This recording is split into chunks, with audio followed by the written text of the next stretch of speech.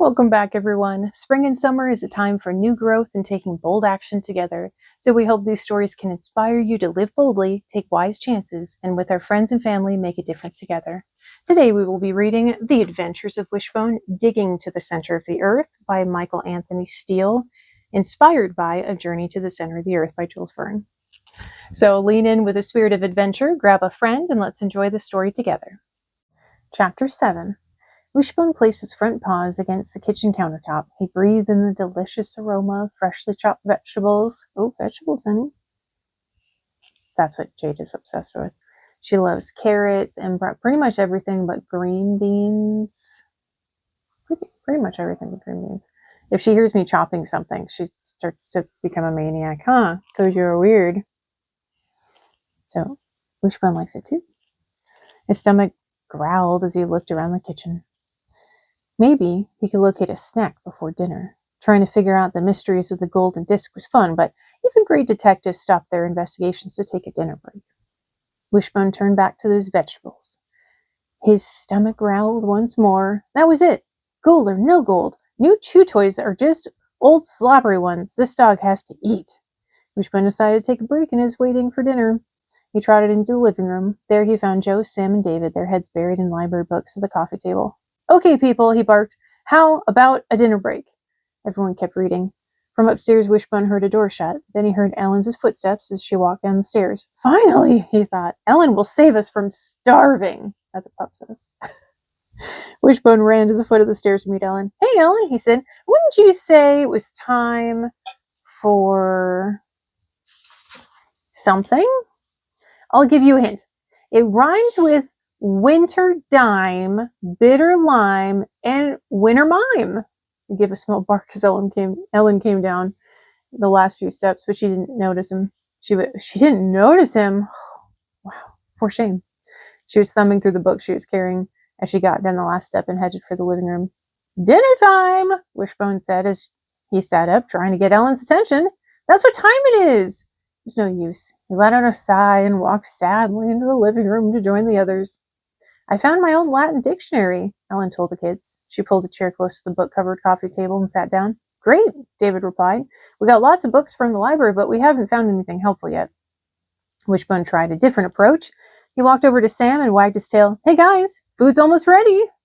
Sam gave Wishbone a quick scratch.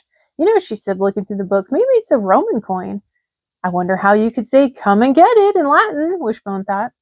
Joe looked up from the book he was reading. I don't think there was ever any Romans in Oakdale, he said with a small smile. Ellen held the gold disc up to the light. She looked back and forth from the object to her Latin dictionary. Then she picked up a pen and wrote down something on a piece of paper. It's not a coin, she announced. She held up the small disc to the kids. It's a medal. A medal? David asked. Ellen examined the disc more closely. I think so. There's a date on it, 1864. She placed the medal on the table. That should give us more of a clue. How? Sam asked, looking up from her book. Well, let's think about it, she said. As everyone looked up from their book, what was going on back then? Wishbone walked over to Ellen and rested his head against her leg. People were eating dinner? Well, Sam began. Lots of railroads were being built. Wishbone went over to Sam and nudged her hand with his nose. And they were eating lots of dinners?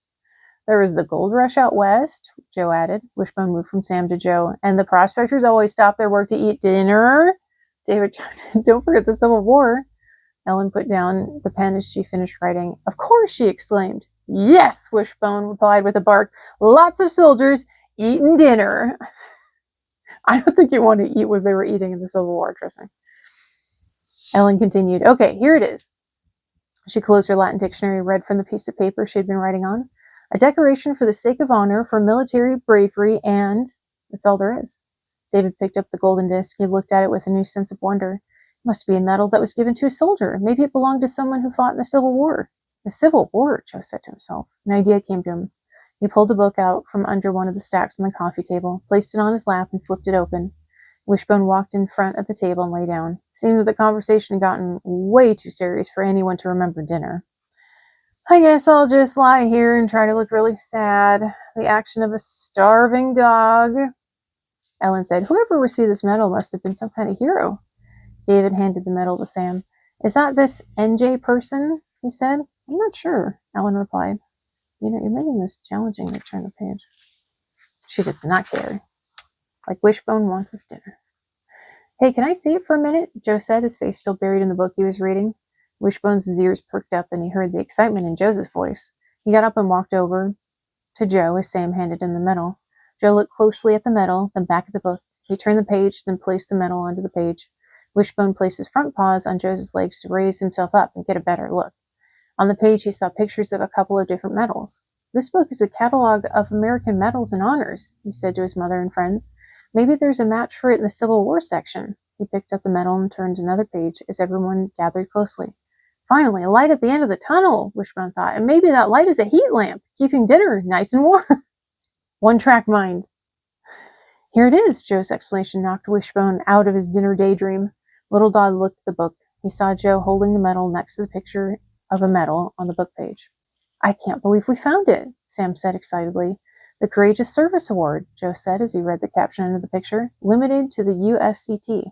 What does USCT stand for? Sam asked.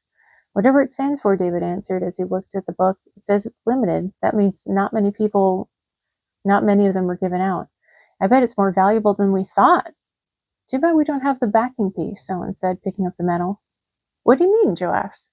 Well, the inscription stops in mid-sentence, Ellen said. It must continue on the other side. A smile brightened Sam's face. And that's why the other side is plain.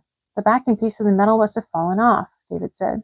Wishbone perked up. He could feel the excitement level rising in the living room. Unfortunately, he knew it had nothing to do with dinner. Ellen turned the mysterious medal over in her hand. Well, if you can find the backing, you'll probably know who NJ is. Kids looked at one another. Each said at once, The Hole! Joe, Sam, and David put down their books and headed for the front door. Ellen held the medal tightly and followed them outside. But it looks as if dinner will have to wait. Just like Professor Lindenbrock's journey to the center of the earth, this Oakdale adventure is far from over. And that does it for Chapter 7. We'll see you next time for Chapter 8.